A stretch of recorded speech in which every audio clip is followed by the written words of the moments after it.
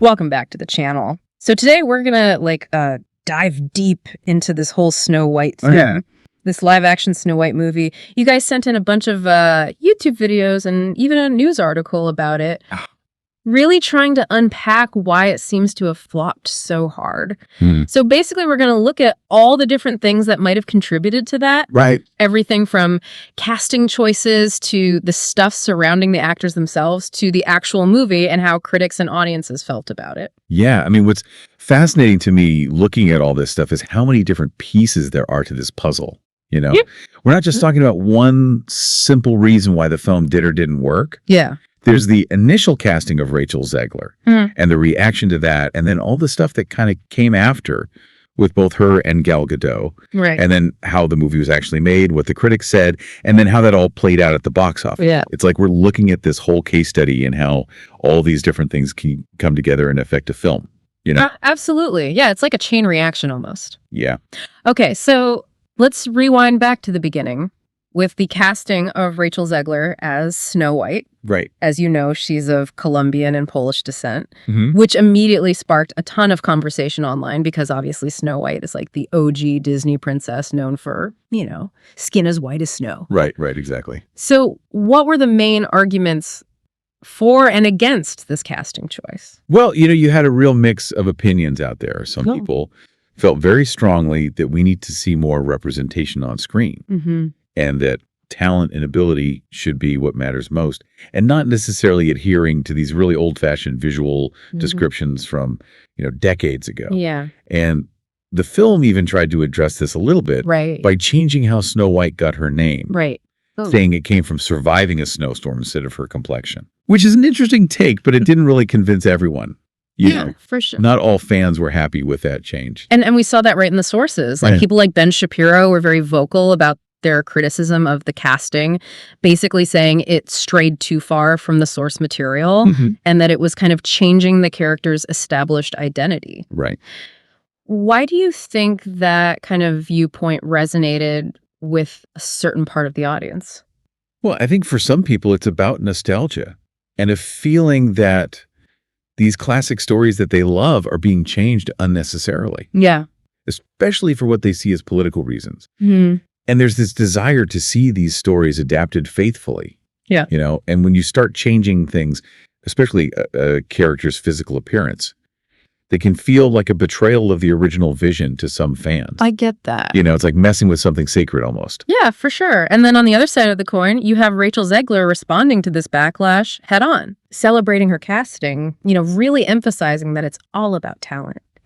And she also talked about the importance of this for Latina audiences being able to see themselves represented in a Disney princess. Absolutely. Which is obviously a huge thing. Yeah. So when an actor engages directly like this in a controversy, what does that do? Well, it's powerful. Yeah. You know, it allows them to control the narrative to some extent and connect directly with people who support them. Right.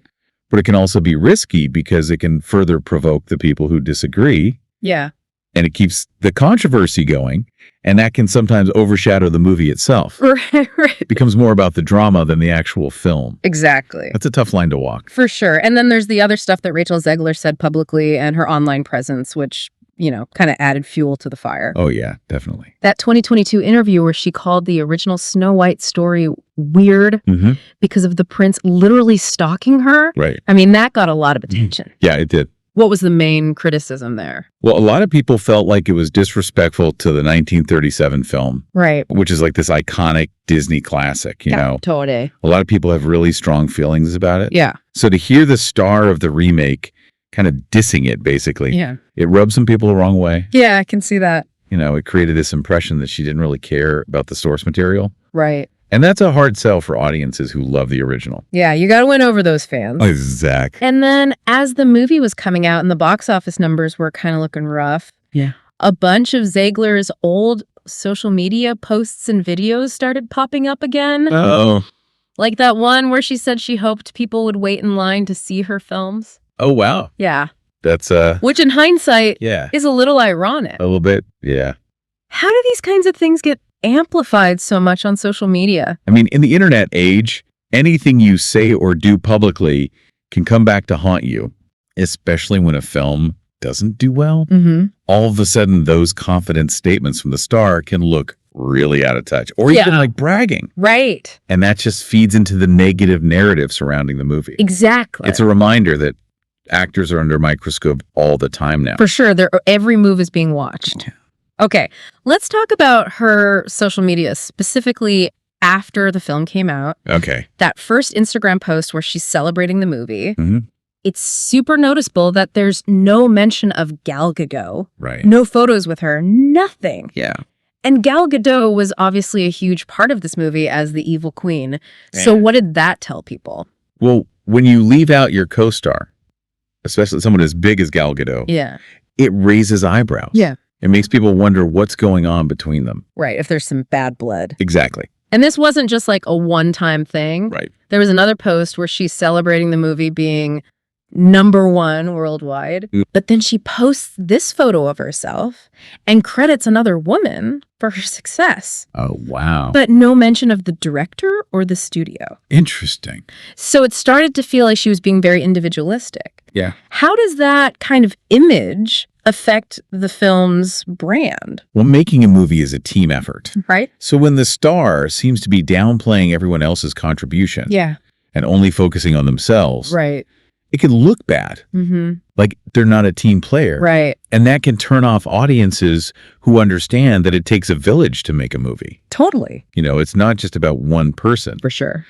And then there was that video that went viral, right, where she's in her bedroom talking about all the hate she's getting online, but also telling people they should still support her work. Yeah. And then there were reports of a deleted social media post where she used some pretty harsh language about people criticizing her casting. Oh, wow. And then there were very public political posts on platforms like X. Her support for Palestine and her strong opinions about a certain past president. Yeah. Yeah. So how do an actor's political views end up affecting how people see their work? Well, unfortunately, in our current climate, an actor's political views can really alienate certain audiences. Even though they have every right to express their opinions, it can make people less likely to see their movies. Right. Right. Especially if they disagree with those views. Right. And that deleted comment, if it's true, was pretty extreme. Yeah. Probably just added to the negativity. For sure. Okay, so all of this leads us to the reported tension between Rachel Zegler and Gal Gadot. Right. That lack of interaction on social media was like the first sign that something was up. Yeah, it definitely got people talking. So what were some of the other things that made people think there was a rift between them? Well, there are very different views on the Israel-Palestine conflict were a big part of it. Right. Gal Gadot is a very vocal supporter of Israel. And Rachel Zegler has expressed support for Palestine. Right. So that's a pretty big difference of opinion. Yeah. And there were even rumors that this caused some tension on set. Wow. Although those were never confirmed. Right. But even their public appearances together, like at the LA premiere, were kind of awkward. Yeah. People were analyzing every little interaction, saying they seemed distant, and there was this lack of warmth. Right. So do these small interactions really matter that much? Oh, yeah, definitely. Yeah. With social media and everything, people are constantly watching and analyzing every move celebrities make. Right. So even the smallest things can be interpreted as evidence of some deeper issue. Interesting. Body language is a powerful thing, you know? Yeah, for sure. A lack of genuine connection can really reinforce those negative narratives. Totally. And it can make people less likely to want to see the film. So there was also this thing where Rachel Zegler would talk about supporting other actresses, but she would never mention Gal Gadot specifically, Right. which some people saw as a deliberate snub. And then there was that reported Instagram reply after they presented at the Oscars together. Oh, yeah. Where she allegedly called Gal Gadot a professional pageant queen. Wow. If that's true, that's a pretty harsh comment. Yeah, that's not very nice. So what does that say about their relationship? Well, if that comment is real, it definitely suggests some serious personal conflict between them. Right. And there were even reports that Gal Gadot started getting backlash and threats online because of some of Zegler's political posts. Wow. And that Disney had to provide extra security for her. That's intense. Yeah, it shows how these online feuds can spill over into the real world. Yeah, for sure. And have real consequences. It's scary. Yeah. And then apparently Gal Gadot pretty much distanced herself from the whole project after she fulfilled her initial promotional obligations. Right. So it really seems like their working relationship totally fell apart. Yeah. How damaging is that for a film's promotional campaign? It's really bad. Yeah. When the stars of a movie seem to hate each other, Right. it makes it hard to promote the film authentically. Mm-hmm. That lack of chemistry is really obvious in interviews and appearances. Right. And it can definitely make audiences less interested in seeing the movie. Yeah, it's like, why would we want to see this if even the people in it don't want to be there? Right. Exactly. Okay, so all of this drama is going on, and then the movie itself starts getting reviewed by critics. Mm-hmm. And the reviews were pretty brutal. They were not good. What were some of the main things that critics didn't like about the movie? Well, a lot of them felt like the movie didn't really bring anything new or interesting to the table. Mm-hmm. They felt like it was trying to be both a modern, subversive take and a faithful recreation of the animated classic. Right. And that it failed at both. Yeah.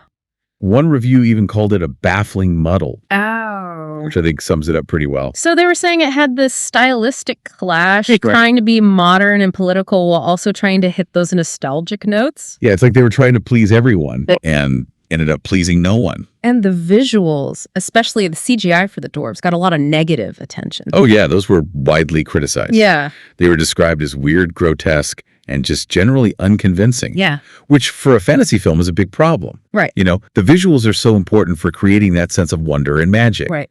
Yeah. And if the CGI is bad, it just takes you out of the movie. Totally. It looks cheap and fake. Yeah. And then the changes to the story itself, Right. like that whole new origin for Snow White's name and the way the romance was handled. Critics weren't happy with that either. No, they felt like those changes were clunky and unnecessary. Like they didn't really add anything to the story. Yeah. And it's tricky, right? It is. Trying to modernize a classic story. Right. You have to find that balance between updating it for a modern audience, Mhm. but also respecting the original. Right. And in this case, it seems like they missed the mark. Yeah. The changes didn't feel organic. And the acting was interesting Oh, yeah. How so? because it seemed like Rachel Zegler was getting praise for her performance as Snow White, Mm-hmm.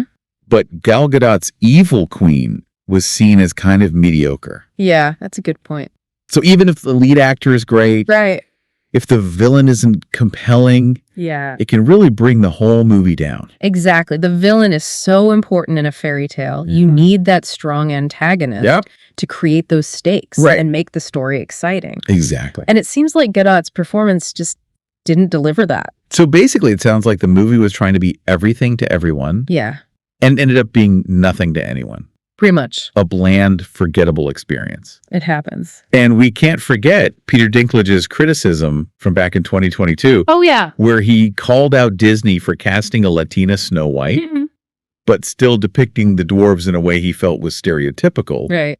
That definitely added another layer of controversy. Yeah, it was a valid point. He was raising questions about representation beyond just race Right. and the potential for harmful stereotypes, even in these supposedly progressive adaptations. Right. He also brought up the issue of replacing potential jobs for little people with CGI characters. Yeah, which is a legitimate concern. Absolutely. And Disney responded by saying they were taking a different approach, Yeah. consulting with the dwarfism community. Right? Which led to them replacing the dwarves with those CGI creatures, Right.